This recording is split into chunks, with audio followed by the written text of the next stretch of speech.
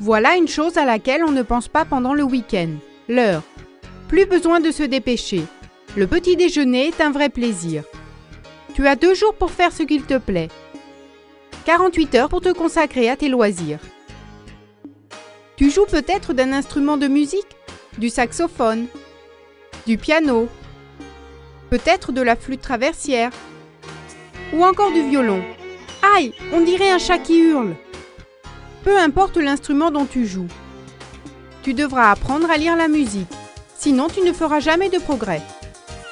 Les amoureux du grand air se détendent en promenant leurs chiens ou font des randonnées. Pas étonnant qu'ils soient perdus, leur carte est à l'envers. Certains aiment découvrir des monuments historiques, visiter des musées. Évidemment, il y a ceux qui préfèrent rester à la maison pour lire un magazine ou une bande dessinée, voire créer leur propre bande dessinée.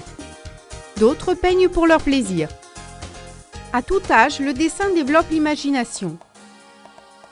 De toute façon, il y a toujours quelque chose à faire à la maison. Bricoler dans son garage, faire de la couture, jardiner. Que ces roses sont belles! Quel potager!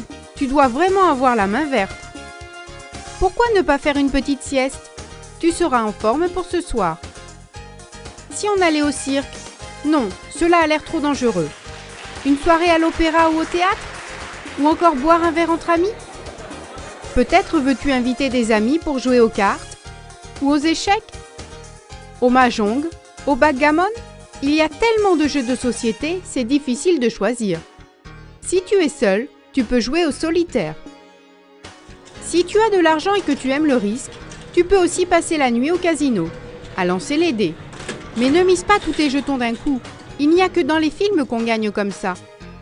Peu importe ce que tu choisis, que ce soit de marcher sur les mains ou de t'envoler, n'oublie pas de revenir sur Terre lundi matin.